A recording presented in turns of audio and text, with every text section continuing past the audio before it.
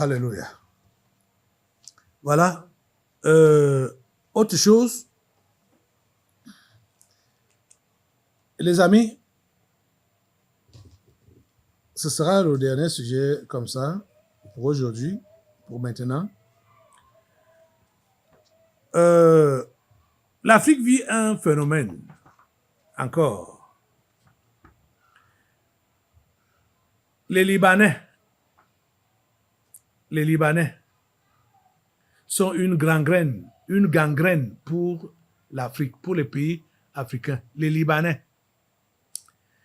Dans les années 90, j'ai fait la Côte d'Ivoire et j'étais dépassé de constater que les Libanais étaient partout en Côte d'Ivoire et pouvaient avoir des boutiques, même dans les villages les plus reculés. J'étais dépassé. Et ce n'est pas seulement là-bas. Ils sont un peu partout. Ils sont au Congo démocratique. Et là-bas, je vais vous montrer une vidéo. C'est un montage de l'intelligence artificielle, mais qui dit ce qui est réellement le plan des Libanais. Vous savez que ceux qui viennent ici en Afrique là, bon, qu'ils soient, quand on va parler des chrétiens, machin, ce sont des musulmans. Et c'est une forme de colonisation qu'ils apportent. Cette vidéo va bien vous expliquer cela. Il faut que vous écoutiez et je vais revenir. Regardez. Je m'appelle Hassani, je suis libanais. Je vis au Congo et je me considère désormais congolais, même si je suis sans papier au Congo. Je parle lingala, donc je suis bien congolais. Je fréquente beaucoup de filles congolaises afin d'avoir le plus d'enfants métis possible. Nos enfants métis épouseront ensuite des Libanais et leurs enfants deviendront autochtones libanais. Je repère ces filles congolaises sur les lives TikTok, je les utilise pour moi-même ou je les vends à d'autres Libanais comme moi. Nous luttons activement à créer une population libanaise autochtone dans les années à venir.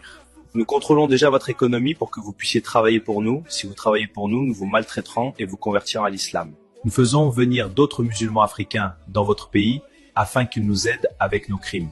Apprenez vos langues pour pouvoir passer pour des autochtones congolais et nous aider à favoriser le développement de la communauté musulmane. Une fois que nous aurons suffisamment de musulmans au Congo, nous demanderons que le pays soit divisé en deux, une partie chrétienne et une autre musulmane comme au Soudan. Ce pays n'a pas de loi, on pratique les enlèvements, on crée de la nourriture à base de chair humaine. La nourriture qu'on fabrique est toxique, mais vous la mangez quand même, mais nous, non. La plupart de ces aliments vous rendront malade dans quelques années et vous mourrez tous lentement. Nous devons prendre le contrôle du Congo comme nous le faisons avec d'autres pays africains, alors si vous mourrez tous lentement, ce sera formidable. Nous forçons la corruption au sein de votre gouvernement, nous les payons pour qu'ils fassent ce que nous voulons. Nous sommes responsables de la plupart des crimes commis ici. Blanchiment d'argent, expropriation par corruption, trafic d'organes, trafic des êtres humains. Nous vous donnons de faux espoirs en vous faisant croire que vous avez trouvé un emploi au Liban, mais une fois sur place, nous vous traitons comme des esclaves. Nous avons confisqué de force la plupart des maisons des habitants autochtones de Gombe. Car nous voulons faire de Gombe un endroit où aucun noir ne sera jamais autorisé à mettre les pieds. Je vous précise que c'est l'intelligence artificielle. Mais ce n'est pas faux. Ce que ça dévoile là. Vous comprenez? Ce n'est pas faux ce que ça dévoile là. Là, je vous prends un exemple concret ici au Cameroun. Je vous en ai parlé même dans le passé. Il y a un Libanais. Sa société s'appelle Canabois. Ici au Cameroun. Canabois. Donc, c'est... quand vous entendez Canabois là, ça veut dire qu'il a commencé par l'exploitation, avec l'exploitation forestière. Et après, il est allé maintenant dans du gravier. Il est allé prendre une carrière à Mbankomo, dans le quartier qu'on appelle Bingela. Voilà. Dans le quartier qu'on appelle Bingela, arrondissement de Mbankomo. Cette carrière était exploitée par un Camerounais auparavant. La carrière était exploitée par un Camerounais auparavant. Et Kanabois, le Libanais, est venu arracher la carrière du Camerounais pour s'y implanter et l'exploiter jusqu'à présent. Et même les autochtones qui ont des terres non loin de là et qui les ont titrées. Kanabois, je ne sais pas combien de fois, a déjà fait. J'ai suivi un juge qui était en train de parler de l'histoire là. Henri Aïbe qui joue avec ça dit, il joue avec les émotions et l'argent des gens comme le Songo, quoi. Hein? Aujourd'hui, là, on établit un titre foncier, demain, on l'élimine, après-demain, on vient encore établir, et ainsi de suite. Je vous dis que je suis en train de voir ça à Benguela, dans une famille, là, qui a titré son terrain. Kanabois annule leur titre foncier. Cette famille intervient encore, on rétablit, Kanabois revient et annule encore leur titre. Vous voyez, Libanais, pour commencer, il chasse le Camerounais qui exploitait la carrière. C'était cette société-là, comment ça s'appelle encore? Ketch. Hein? C'était la société Ketch. C'était dirigé par un Camerounais. Le Libanais, Kanabois, l'a chassé. J'oublie son vrai nom.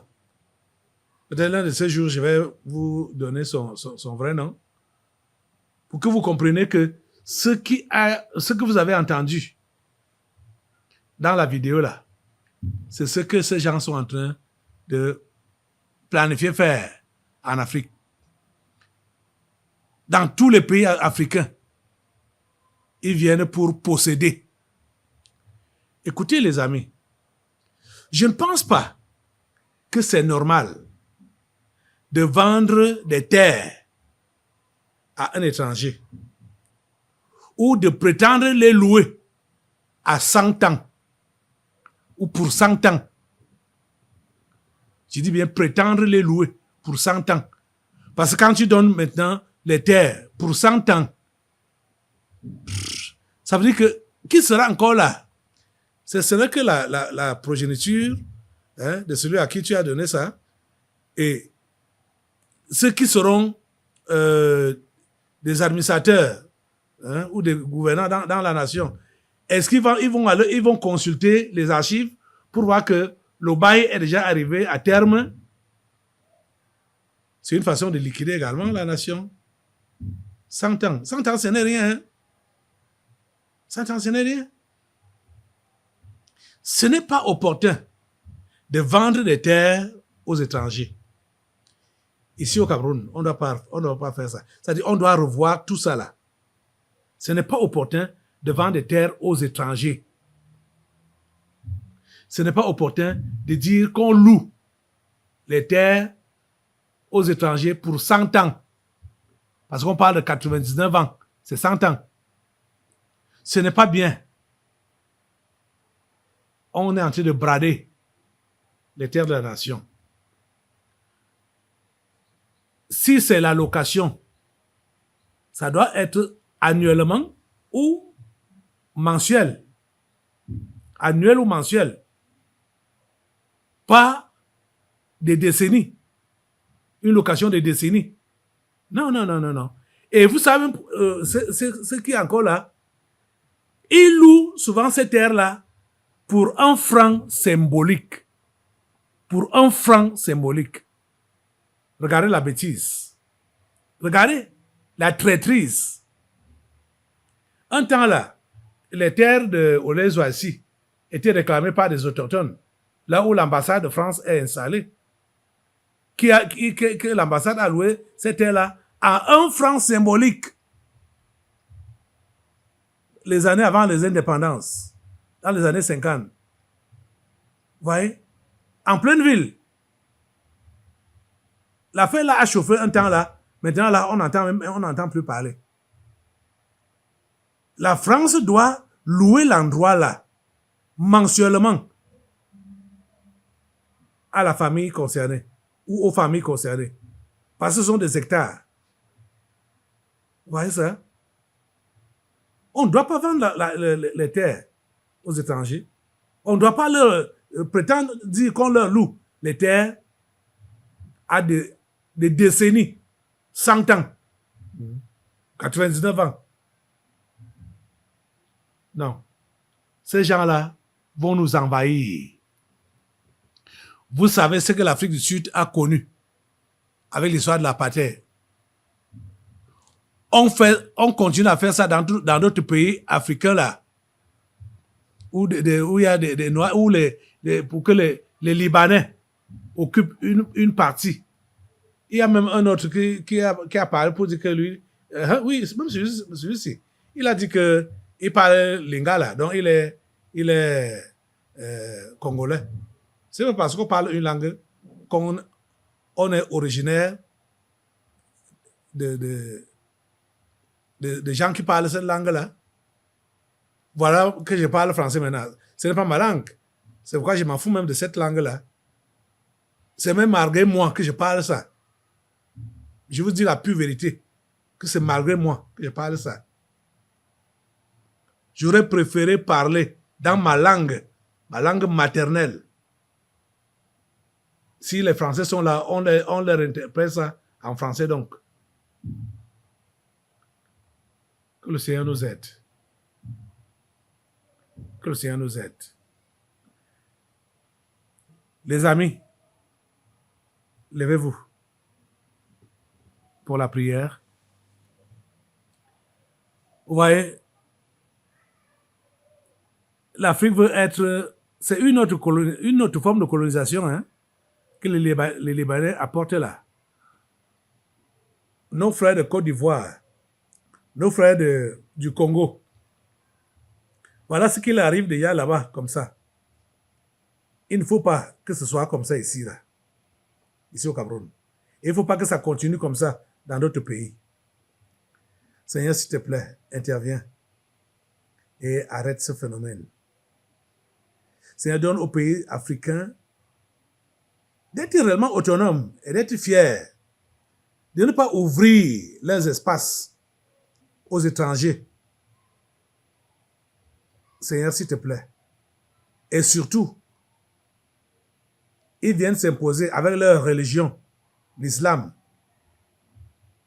Seigneur, s'il te plaît, interviens et sauve l'Afrique, protège l'Afrique. Seigneur, tu nous as donné ce continent. Nous fermons toutes les portes qui ont été ouvertes par les esprits familiers aux démons étrangers pour venir s'implanter en Afrique et implanter des sectes. Nous leur fermons les portes. Nous fermons les portes de l'Afrique à ces sectaires, à ces anges déchus. Nous fermons les portes de l'Afrique au nom puissant de Jésus. Merci Père Saint de nous écouter, de nous exaucer. Au nom puissant de Jésus, nous avons prié. Amen. Amen. Voilà, tu vas rester debout et nous allons prendre nos Bibles maintenant pour la parole.